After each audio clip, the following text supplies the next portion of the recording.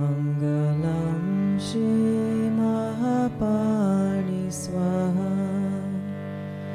Om Tare Tu Re.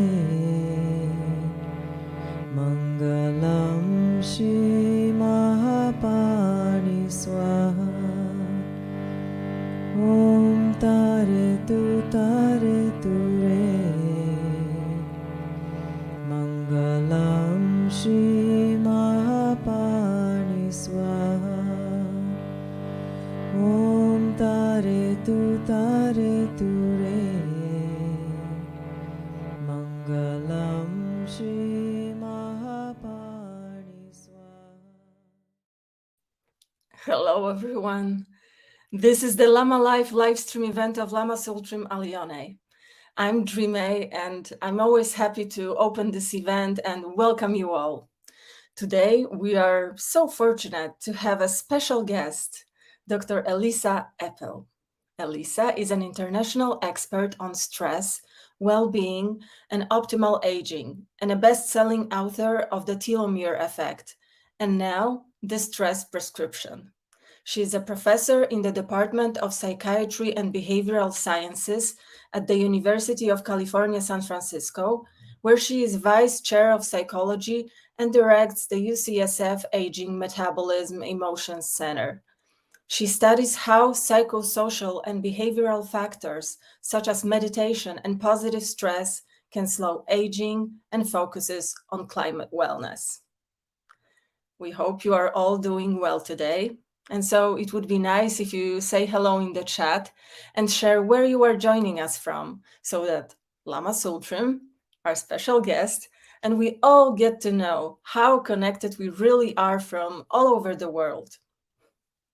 At the end of our gathering, you will have the opportunity to make an offering of dana in gratitude for our time together today, and I will talk more about it closer to the end of our event. Now I'd like to quickly tell you about 2 upcoming programs being held by Tara Mandala, as it really is the last call to join them. I'll post the links in the chat shortly after. Tomorrow, January 16th, on Martin Luther King Day, we invite you to join Carla Jackson Brewer for a special virtual Dharma talk, offering us insight, celebrating diversity, and nurturing the warm-hearted spirit of inclusivity. We hope to meet together there with you. We also invite you to the virtual retreat, Resting in the Eye of the Storm, Practices for Hope, Healing, and Resilience, on the January 27th, 29th weekend. Pali Ryan will share how the Buddha's discoveries and modern science are lighting our path, connecting the body, the brain, and Buddha nature, and relieving suffering in today's world. I'm now truly honored and very happy to hand over to Lama Tsultrim Allione, her special guest, Dr. Elissa Epel, and her extra special surprise guests, Trudy Goodman, Dr. Dan Siegel, and Jack Kornfield. Thank you so much. Hi, everybody. Hi. There's Hello. Dan, Hi. Jack, Trudy. So we're all here together at Costa in Costa Rica, hanging out together for a few days. And Elissa and I were going to do this for an hour this morning. And then we had the idea, oh, why doesn't everybody say hi? So I asked them if they would consider offering just one sentence or a phrase or a word, something that is touching their heart right now, so that you can at least hear a few words from them. And I hope to have them all again on Lama Life in the future. And our theme today is going to be understanding longevity from different perspectives, from our body, from our mind, healthy longevity, and what goes into that. So this is kind of like a an extended selfie. Jack, do you want to start? Sure. I want to bring in a French movie star, Jean Moreau, who said, "I shall die young. I might be 93, but I shall die young." That's And- beautiful. My secret to longevity is love and friendship, like what we are enjoying today. Really wonderful. Encourage you all to just love your friends and widen your friendship circle as much as you can. That's beautiful. And what I'm alive with, in addition to the gratitude to be here with everyone, is the idea of integration. That here you see 5 images on the screen, but we're all differentiated and linked. So when I think of Trudy, you're talking about love and connection. It's really an integrated kind of connection where we're intra-connected. There's a wholeness within the connections, and there's an individuality that we can all share. And for me, that's the pathway towards longevity, not just as individuals, but for all living beings on Earth. And what a miracle that you are part of our circle, that this interconnection includes all of you, and we can see you in the chat, and we're feeling you right now. So we're all one big sangha right now. And by the way, Dan was on Lama Live a few weeks ago talking about his book, Interconnected, which is an amazing new book that he's just come out with about this interconnectedness that he spoke about. So if you want to learn more about that, you can find his book published by Norton called Intra-Connected. Thank Thank you. you. Have Thank fun. you. Blessings. Blessings. Bye. Bye, everybody. Bye. We're sitting above the beach where the turtles come in to lay their eggs. The Ridley turtles mainly there.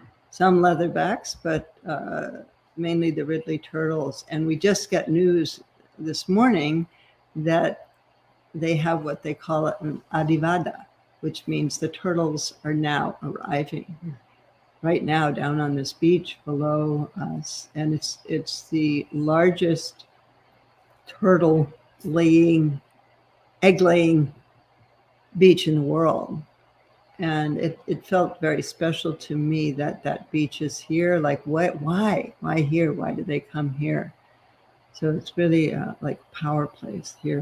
We're in the northwest coast of Costa Rica, and we just taught a retreat together at the wonderful retreat center, Blue Spirit. And I'll be teaching an intensive myself with Lama Willa there February 11th to 18th. I heard that there are 3 more places available for that retreat, and Drimé will post the link in case any of you want to escape winter and come down here. So yeah, let's take a moment and raise bodhicitta, the intention to be together for the benefit of all beings.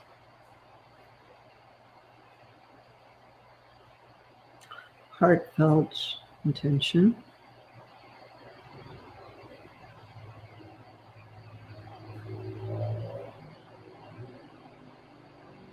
And let's particularly connect with all the beings, human and otherwise, who are being affected by climate upheaval. I'm not calling it climate change anymore. I'm calling it climate upheaval. And send special love out to beings who are having a great impact right now.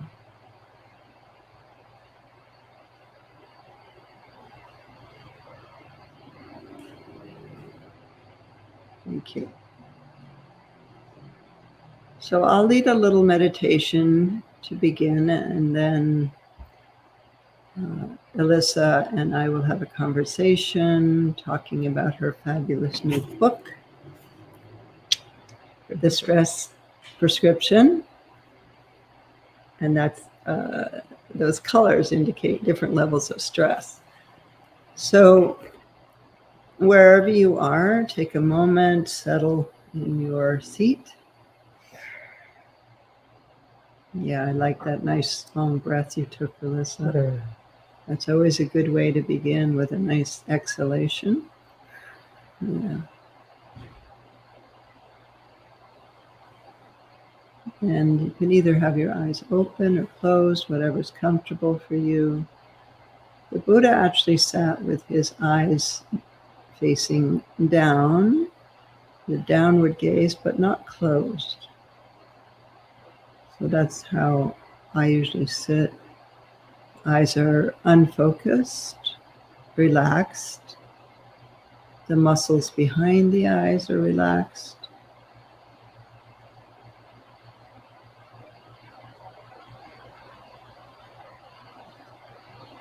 And just take a moment to connect with your own body.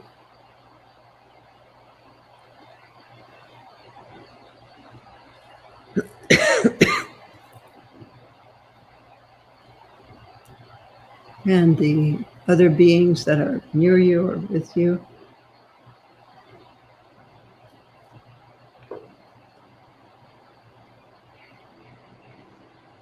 I'm hearing birds outside. Sitting here with Jack and Trudy and Dan and Michael, Costa, connecting to their hearts and minds. Feeling the preciousness of connection and the longing for connection that we all have.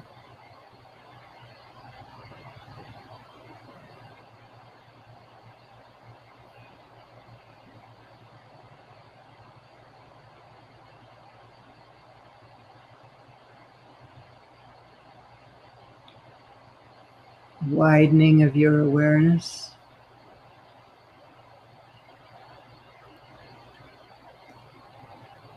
And recognizing that awareness actually has no limits.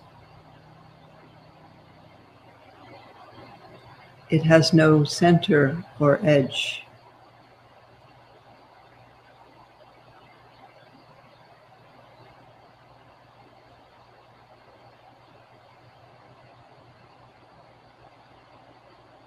It has no beginning. It's unborn and unceasing. Doesn't come into being and doesn't go out of being.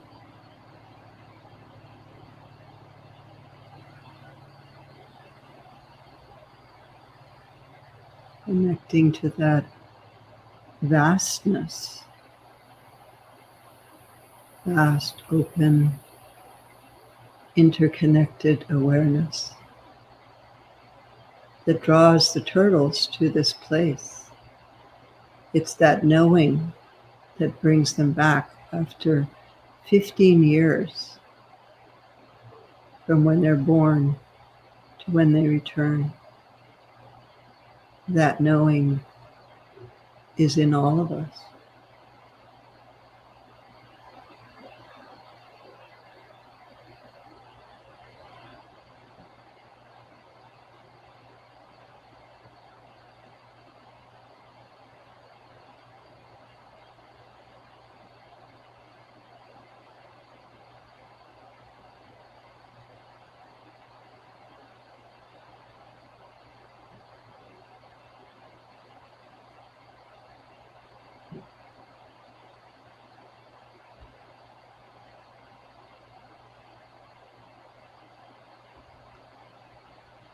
And letting yourself rest in this awareness.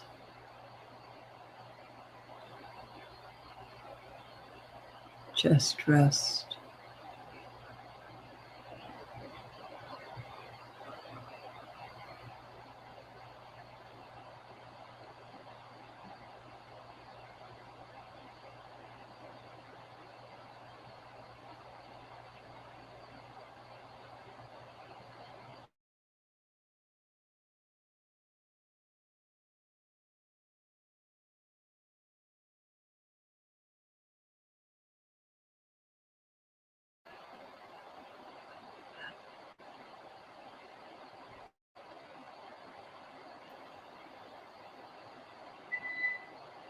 rest in the beauty of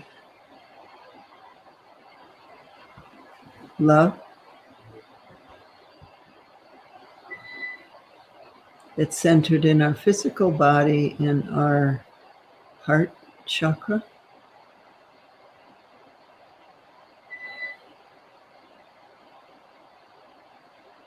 We're in Costa Rica, so the electricity goes off and on.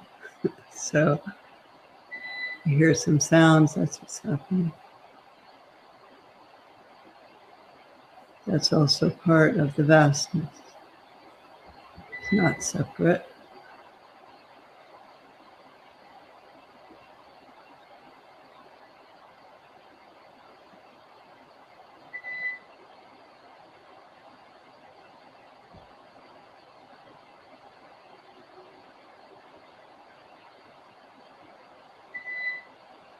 And then bringing yourself back, holding that vastness, but into the present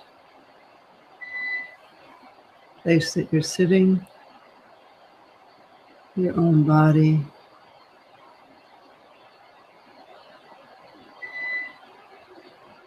And please feel free to also write in questions as we begin our conversation. We'll see if we have a chance to look at those and perhaps answer them as they arise. And seeing the Tara behind me, thinking of her compassion, looking out toward the ocean, greeting the turtles as they arrive from their long journey around the world. And so today we're going to talk about longevity and both longevity practices in the Tibetan tradition, as well as Elissa's book and the prescription that she has for longevity, and perhaps referring a bit to her previous book as well. I had never heard of telomeres before last year. I think I was probably the last to know, but maybe you can start by talking a little bit about, from your book, The Telomere Effect. What did you learn, and what do we know that we didn't know before because of that? Mm-hmm.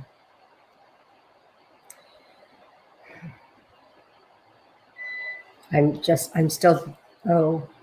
you. This is the book I wrote with Elizabeth Blackburn, who won the Nobel Prize for discovering the cell aging system with her colleagues, telomeres and the anti-aging enzyme telomerase. And it really is a story of interconnectedness at so many levels. So when we want to understand our aging all the way down to the cellular level, we can look at these caps at the ends of our chromosomes that protect our genes. And we actually have those in every single cell of our body. And most people don't know, Lama, what they are, that they exist. And I think the beauty of knowing about them is that we then actually realize and understand more how this mind-body connection works all the way down to our cellular level. So I like to say that our cells are listening to our thoughts and feelings, especially strong ones, strong states like stress and trauma, but also joy and deep restoration. And the telomeres, we want them to be big, sturdy telomeres, these caps that protect. But with age, they do get shorter.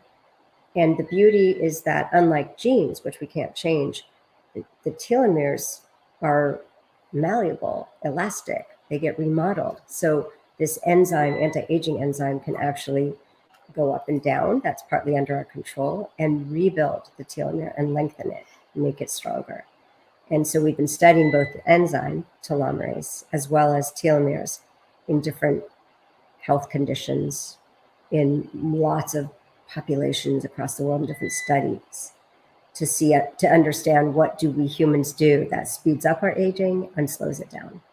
And the telomeres are best friends with the other cell aging mechanisms in our cell, mitochondria, level of inflammation, the epigenetics. These are all related systems, but the way that they're listening to us is that we send signals to our cells through our behavior, our diet, our thoughts that create strong either stress or restoration signals that get transduced to these chemical signals.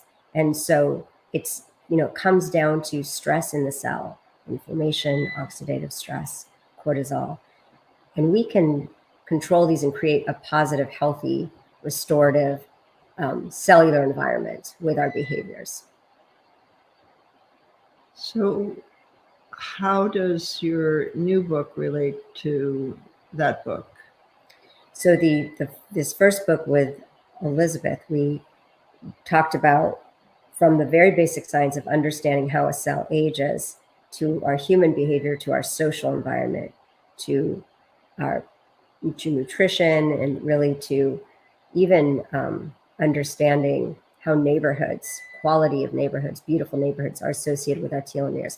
Even when you control for or cancel out differences in income and education, living with green neighborhoods, living with neighborhoods that have more social trust, these are associated with slower cell aging, less inflammation, longer telomeres.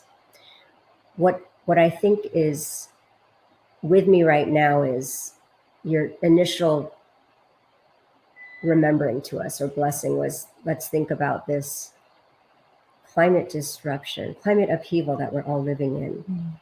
And while there's a lot to talk about with our individual stress and how we might find more ease, we are all sharing this more global existential stress of an unstable climate.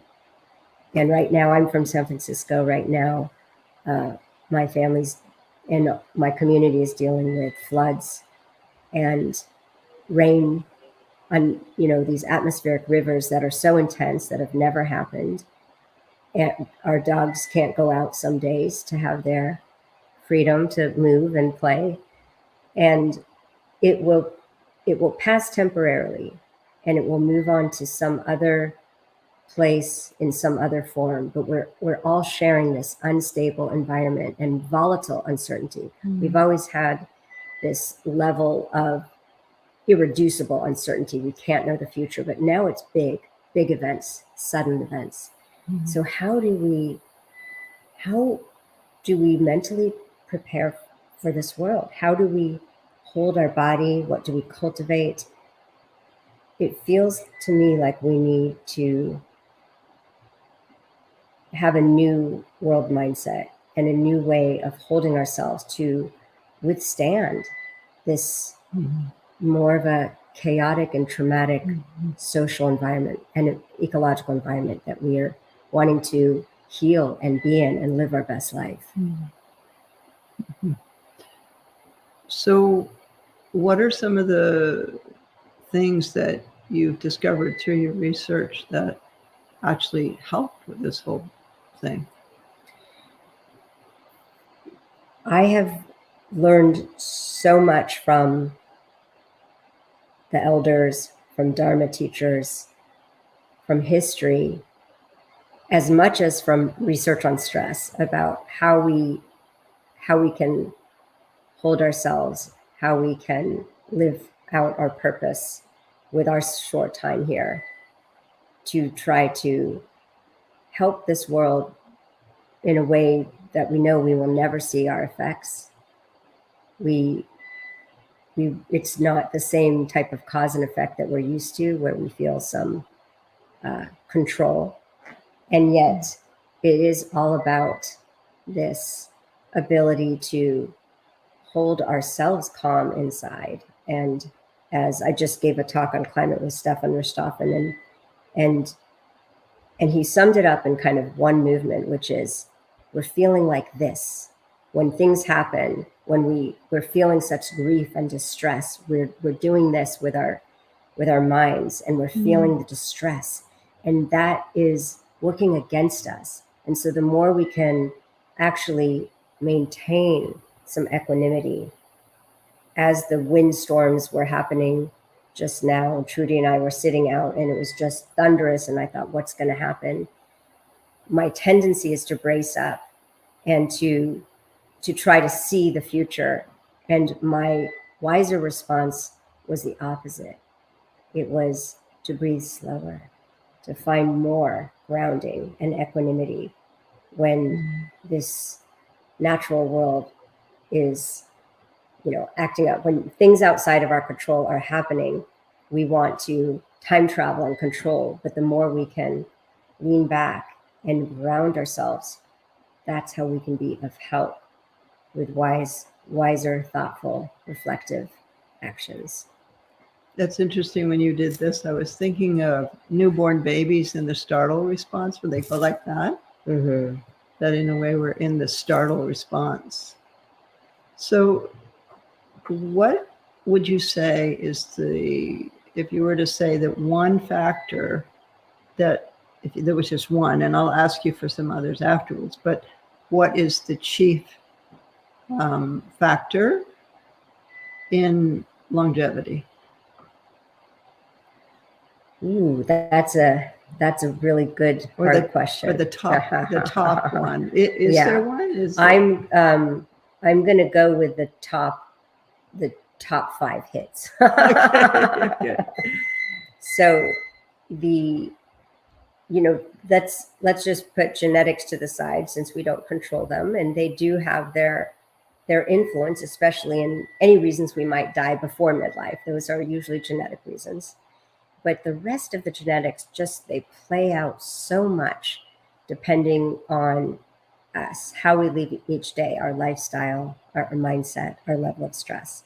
These are factors that turns the certain genes on and off, our epigenetics. So our genetics are expressed based on factors in our life experience, factors under our control. Trauma, for example, does play out its job on our epigenetics, making us more reactive, more in evolutionary terms, well set up to deal with stress, because we're high reactors, we're vigilant, we have a big startle response if we've got the epigenetics of trauma that have been passed down to us or acquired early in life. So genetics aside, we have in our certainly childhood really does set down roots for lifelong health. And when we talk about our telomeres, the beauty is that we do control them. To some extent, we control our rate of cell aging with our daily nudges, our daily lifestyle, like diet, activity, and level of states of peace of mind each day to help us recharge our battery and have restoration. We also know there's a lot of exciting, interesting research that we and other people are doing about the passing on of the kind of initial set points of longevity. So stress, in prenatal stress, is associated with shorter telomeres in the babies. And so we're all starting off with different levels of, in a sense, potential for longevity of our cells. And so that's part that it's good to know, because pregnancy is such a critical time to protect and support. But it's also good to know that we don't necessarily need to know what our telomeres are. We didn't have much control over what they were at birth, but that it's what we do now each day that can increase telomerase and reduce inflammation and create this. I'm going to say one of the bottom lines is, how much are we creating a calm and restorative break for our cells to repair and rejuvenate during the day, as well as good quality sleep, particularly deep sleep.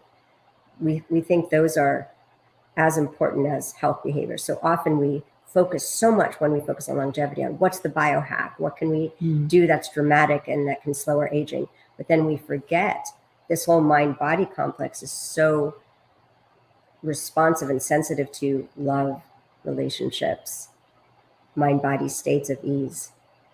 And those are incredibly important. Feelings of emotional well-being, we don't get those from the longevity hacks. I mean, purpose, feelings of life satisfaction. These are golden nuggets that we can foster through our purposeful work, our relationships, our contemplative and mind-body practices. Mhm. So what were the 5?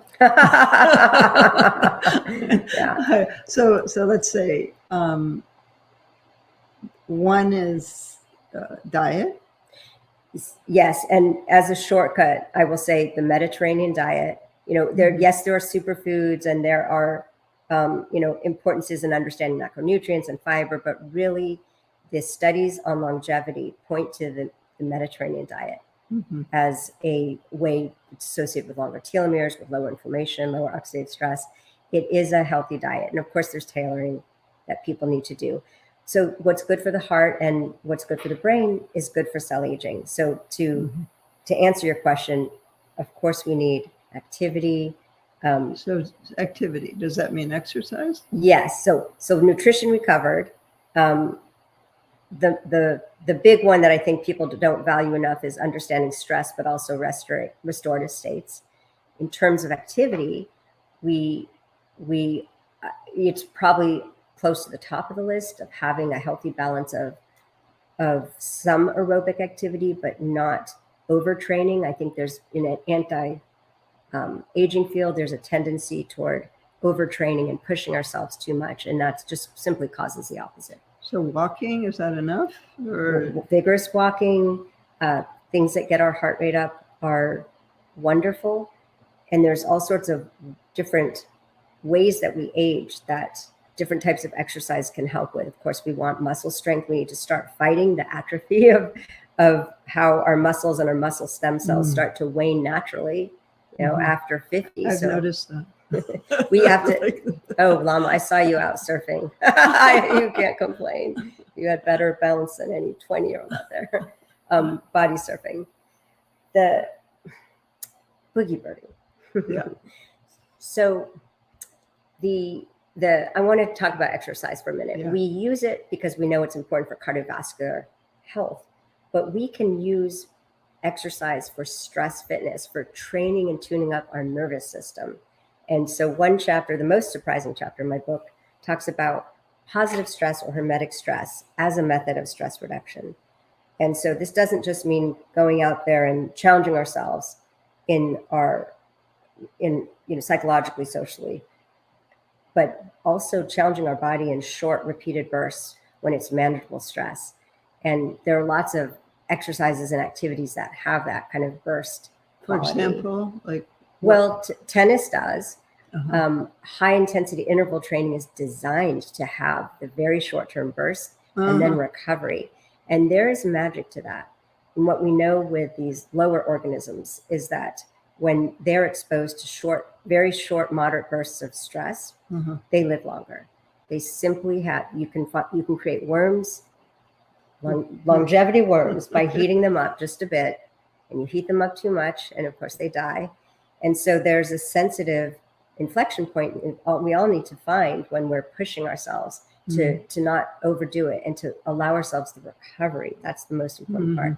So hyperthermia, sauna, is one method of positive stress or hermetic stress that is turning out to be very interesting, not just for cardiovascular health, but for depression, for creating, growth hormones in the brain-derived growth factor. My colleague Ashley Mason is studying hyperthermia for depression at UCSF. So that would be like cold plunge. And then the other side, the cold, absolutely. There's a fundamental evolutionary basic stress response common to all these different types of stressors.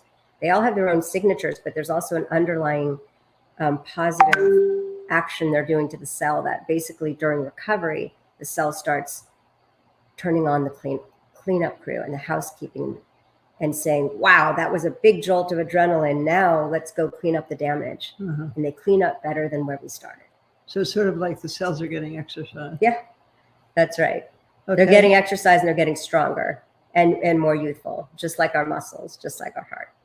Yeah, I do a plank with 20 seconds intense and then 10 seconds rest, and then do it again for 4 minutes. So that I didn't know that was a longevity type practice, but that makes sense because that's like the interval training. What about yoga? Is yoga good? Absolutely. There's in the last chapter, one of the last chapters of my book, I talk about deep rest states and how so many of us, especially in the Western world, are just completely missing deep rest states. And so when you think about getting a massage or shavasana states during yoga, or being in nature in a receptive mode, meditation, of course, as kind of the ultimate way of letting our body restore. Of course, it depends on what's happening in our mind, but mostly we're really slowing things down and sending safety signals to the cells. Safety signals that we feel emotionally, and safety signals evolutionarily to our cells that we are safe in terms of not being threatened, our survival is not threatened. Those end up being extremely tightly correlated and important. So finding places that we feel safe to truly let go and release the stress that we're holding turns out to be incredibly important and part of the common ingredient across the different traditions of contemplative practices like yoga. Yoga is so beautiful because you get in the hermetic stress if you're doing, some of the more of the, depending on the type of yoga, the energetic yoga that's using, calisthenics and repeated bursts of intense activity. And then you also have the breaks between everything. So yoga is a beautiful example. And we've been studying a type of yogic breathing that's more, or tumo breathing, that's been adapted by Wim Hof, who's created a very simple method of extreme breathing, hyperventilation, breath holding, hyperventilation, breath holding. We practiced it a few days ago at Blue Spirit, and people feel it's scary to put yourself under that type of stress, but you are in control. And if you can kind of relax into it and remind yourself, my body loves this. People felt elated afterwards. Some people, and in our study, it did increase feelings of positive emotion more than our other stress resilience practices. So the word tumo is actually a Tibetan word, and the way it's being used in Wim Hof is actually not correct. Right. Because in tumo practice, you don't do that. Like, that's not part of it. There is the holding and then the pulling up. And maybe I'll talk a little bit about Tibetan longevity practice. Yes, it would be wonderful to hear that. And I'll just add that true tumo breathing by Tibetan monks has been studied as well. In the 80s, Herbert Benson and his colleagues showed that within a session of tumo breathing, the monks were raising their body temperature 8 degrees. And before that, people thought, that's the automatic or autonomic nervous system. We don't control our temperature besides exercise, but there you go. So how high did their temperatures get? 8 degrees hotter. So that would be 107. I'll have to look at the paper. I believe it was. I actually know those monks that he tested. Wow. And it was funny because the night that he took them out, it snowed. Or at least this was one of the nights. And so the scientists would put them out there and then came back in the morning and they went to bed. And when they came back, they said, oh, those yogis, they ran away, when it started snowing, they're not out here anymore. And then they saw these things they thought were rocks start to move. Oh my goodness. They were the yogis that were completely covered with snow. Wow. Yeah. It's so impressive. I can't believe you were there. I wasn't there, but the Lama that was sort of the head of those yogis told me about this. And it's actually one of my teachers. He's the son of one of my teachers, Abu Rinpoche. So there are longevity practices in the Tibetan tradition. It's a genre of practice that is pretty well known. There's 3 main long life deities: White Tara, Amitayas, and Ushnisha Vijaya. So there's the two female white Tara and Ushnisha Vijaya, and then Amitayas is male. So in a longevity practice in the Tibetan tradition, there's those deities, and then usually you visualize yourself as that deity. There's also another longevity practice that I did a lot of for a certain period of my life called Mandarava, another female deity, consort of longevity of Guru Rinpoche. And so actually right up here in the wall, that tanka right there, that is Mandarava. And so it is a practice where there's the recalling of the La. So there's, in the Tibetan tradition, there's three things connected to longevity: the La, the Sok, and the Tse. So the La is probably as similar as you get in the Buddhist tradition to soul. And so our La comes in at the time of birth and stabilizes in the body, except if there's trauma or there's some sort of situation where somebody steals your La in one way or another.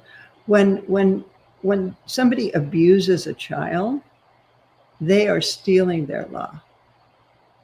And what we call in Western psychology dissociation is loss of La. It's spelled LHA. The Tsok is the life force, and then the Tse is the longevity. And so if the La is lost or stolen, there's less longevity and there's less well-being while you're in your body. And so the Tibetan practice, for example, of Mandarava, and also a practice that I'm teaching now of Machik Laptran and Ushnisha Vijaya, there is a calling back of a retrieval of the lost or stolen La. And that's done through visualization. And so you bring it back from the five directions, the east, south, west, north, and center. And the lost or stolen La is connected to different emotions, to anger, to jealousy, to pride, desire, and depression, or in a more extreme form, dissociation. So what do you do in these practices? Well, it depends on the particular practice, but there can be Tummo breathing, which there is in some of them, where the actual Tummo breath is you breathe in, it goes down through the side channels. There's 3 channels, a central one and 2 side ones. And then it goes to 4 fingers below the navel. And then it's pulled up through the central channel. So this isn't breath, this is lung, which is the prana, or the motility factor in the body. So it's pulled up through the central channel, up to the top of the head, and then it flows down through the chakras. There's 32 spokes up here, there's 16 in the throat, 8 in the heart, and 64 in the navel. And so it goes up, and the heat goes up with it, and then it comes down as bliss, greater bliss, really great bliss, and ultimate sahaja, or spontaneous bliss. Yeah. And so the heat, the inner heat that's associated, like what Wim Hof sort of, I guess, took part of this and created his method, but the actual inner heat is connected to bliss and emptiness.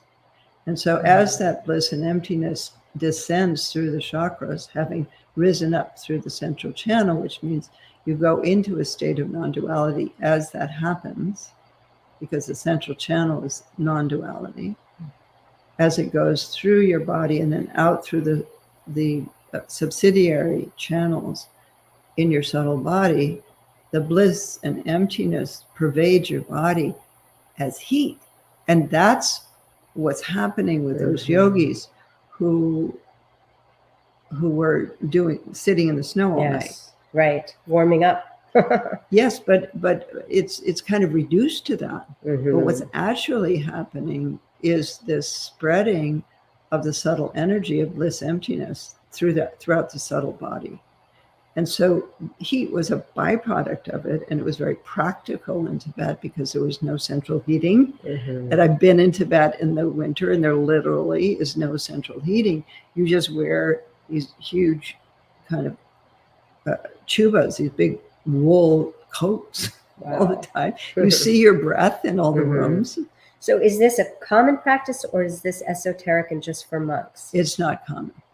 It's not necessarily for monks. It's often non-monastic yogis, but it's not done by everyday people. And would you teach this for people with trauma to regain their la?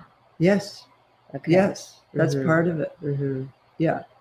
It's so And I interesting. am just starting to teach this practice more widely. I'll be teaching it actually at this retreat in Costa Rica, and I'll teach it in Europe in September, and probably in the United States. But it's just emerging. I received this practice in Bhutan in Lama Tsultrim's cave in 2017. She appeared to me and transmitted this practice. So since then, I've been doing it myself and codifying and creating a practice that I can teach. The way she transmitted it to me in a way that wouldn't be something that somebody else could just do. And so it's been this process over the past 4 years to prepare it to give. Mm. So That's very exciting. I want to be at that retreat. deal. So it's interesting, isn't it? Because so longevity practices in the Tibetan tradition would have components of what you're talking about, because it would have the breathing, it would have meditative states, and plus visualization. Is visualization part of? It's not part of Western longevity practices. They're much more mechanical and technical, but they're incredibly powerful for changing some of the more spiritual and mind-body ease states that we are missing. Yeah. And so it's a powerful pathway. And that's why we need some of these wisdom practices, because we can't just do it with our lifestyle. You know, sometimes I'm out, and I like the word meander more than hike. And that's kind of what I do. And I spend a lot of time when I'm out on a walk looking at beauty and really taking it in and going into semi-ecstatic states, just looking at a flower or hearing things. So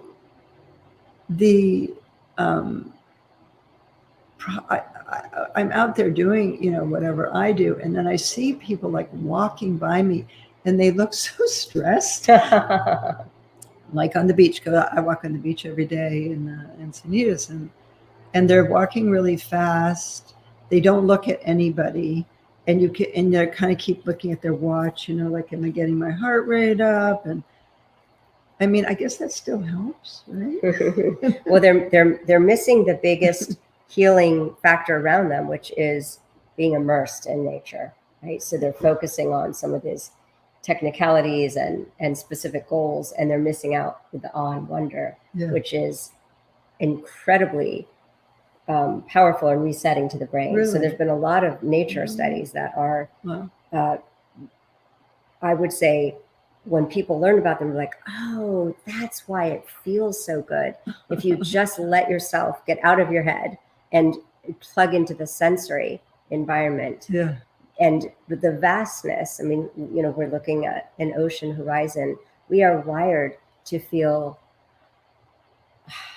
this release and relaxation because we are part of nature. We grew up with, not in houses with artificial light. And so we're wired with nature. And you've talked about, and other people have talked about that when you actually are feeling, synchronizing with the vibrations and the trees around you that you're touching. I think most of us our senses toward that, they're just closed. Our gates are closed. And so by opening them with some of these practices and role models like you, we can all feel nature. And the green effect on our mind, it's just been well studied. We know it resets the brain activity toward those more sensory cortex, away from the self-worrying, the worrying focus on self and negative self. The brain waves become much more relaxed, particularly with looking at oceans and waterfalls. There's been specific nature stimuli that has been studied. Water, moving water.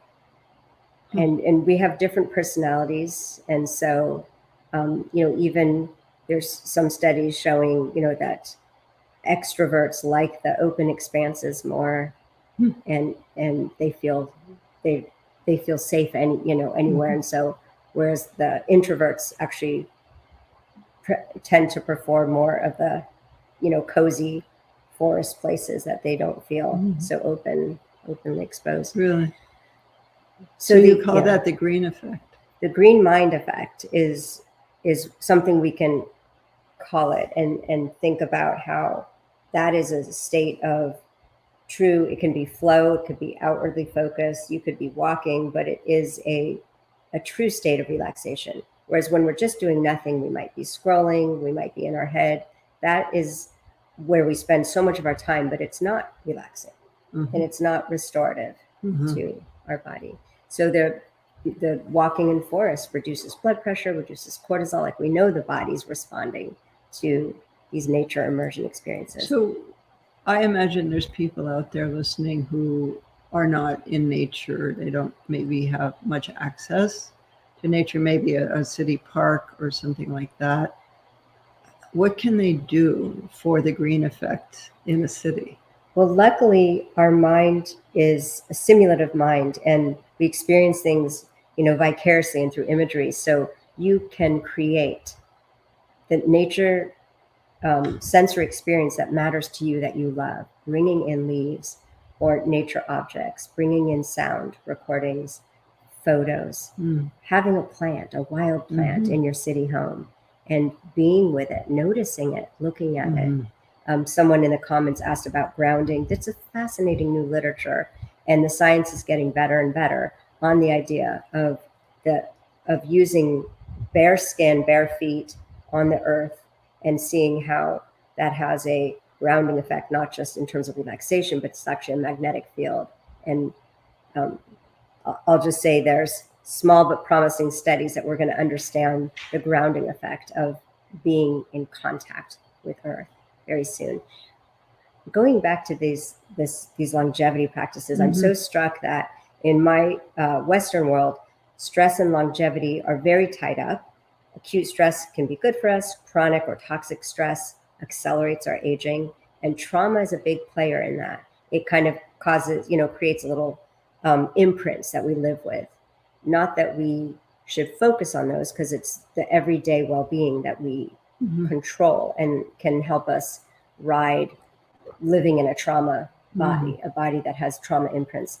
But the idea that we don't have enough practices to reverse trauma, and including its effects on longevity. So it's so interesting that this longevity practice you're talking about with working with the lung is also good for trauma. Yeah. Lost and stolen. It's the soul.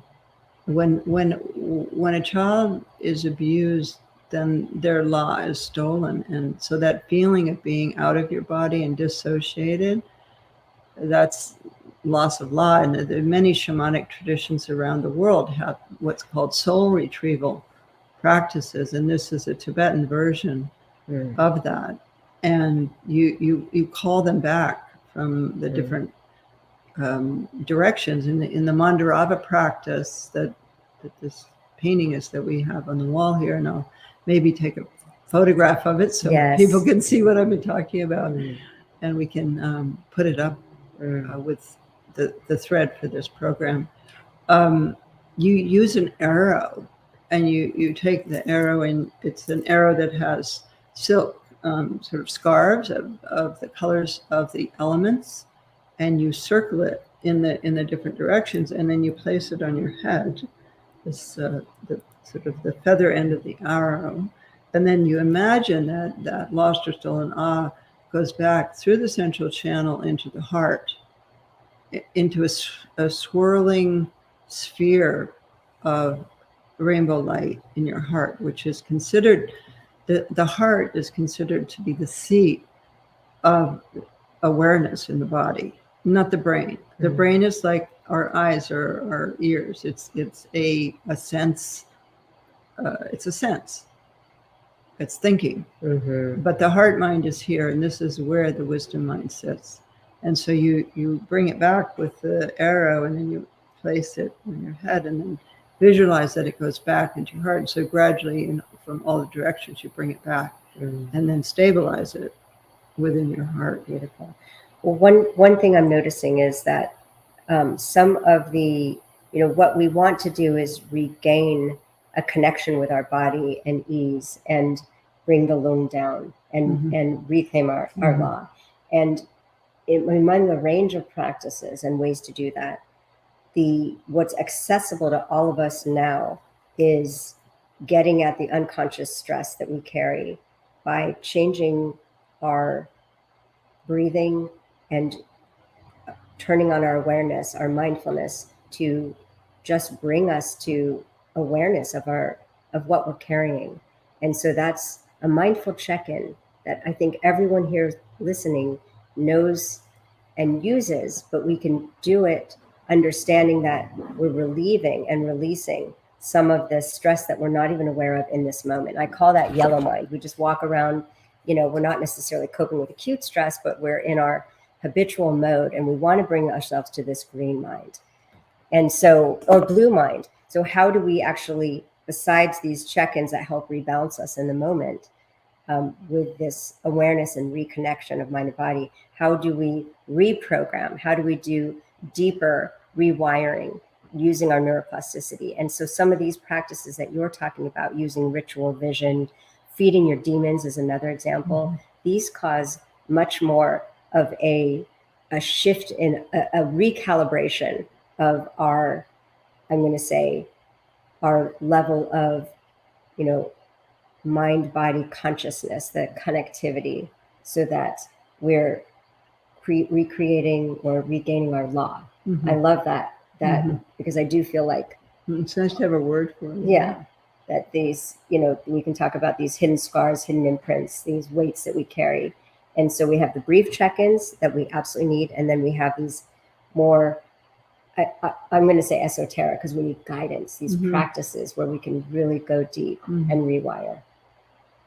So maybe you could lead us in a little meditation of one of these resets, or whatever you feel. It would be great to share something experiential with our people out there. In our last 2 minutes, I would be happy to. And you can go over and what I would love is for you to lead us, but that might take a few hours for one of these deeper resets. So why don't we all get comfortable in our seats and take a few slow, deep breaths, breathing in through our nose, letting ourselves become aware again. We've been so much in our head this hour, these exciting ideas, and thinking of nature. And then just noticing the natural breath as we inhale and exhale.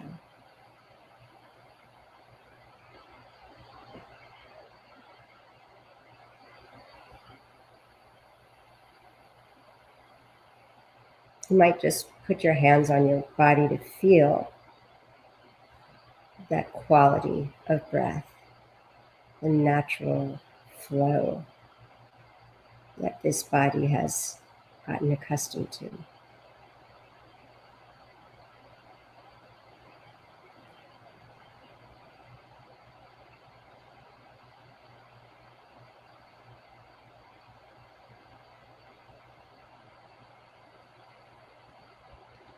And now remind ourselves that in this moment, we truly are safe.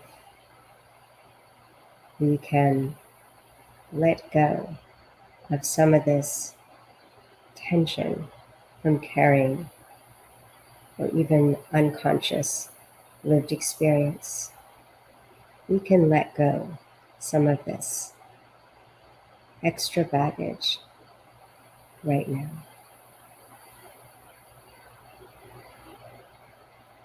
And we're going to do that through the breath.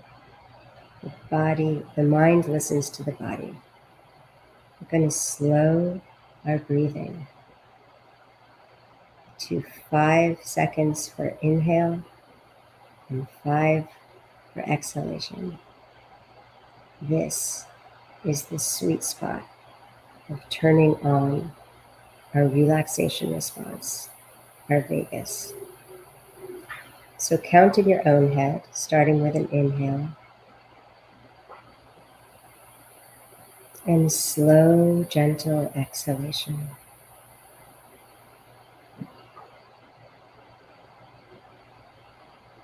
Counting in for 5 as you inhale.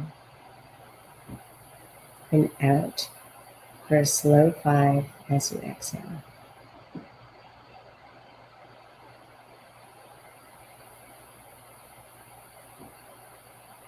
This is slower than our body's used to. But our body loves this. We're sending signals into our cells that we are safe.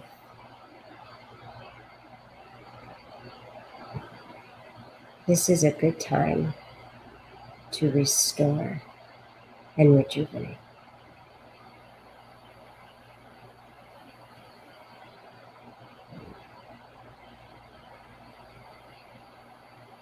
Keep breathing slowly, as gently and naturally as you can. You can barely feel the air as you exhale. So soft.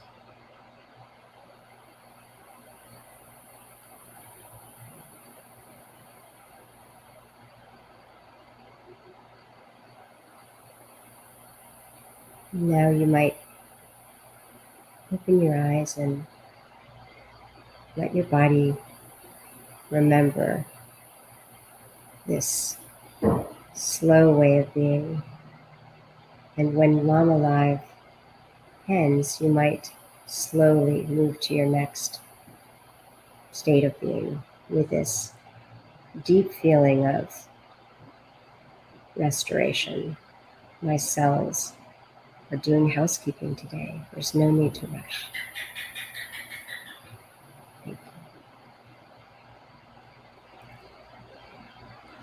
you. Thank you, and lots of love to all of you out there, and thank you so much. Thank you. So much This is fun. a fabulous book, and it's very portable. It's like not big. It's like you just stick it in your bag and have it with you, and just get so much great information in it about what we talked about today, but also linked to science and yeah, just these things that we wondered about, like, you know, what actually is effective, what actually helps with longevity, and just feeling good, you know, never mind living long, just feeling better in these times of upheaval. So thank you for all your work with not only your books, but also everything else that you're doing. And thank you. You've enriched my life. Lots of love. And see you next week, everyone. Thank you so much, Lama Tsultrim and Dr. Epel, for really taking the time to meet with all of us and share your extremely interesting and so important insights. We hope we'll be able to connect this way again. Thank you so much.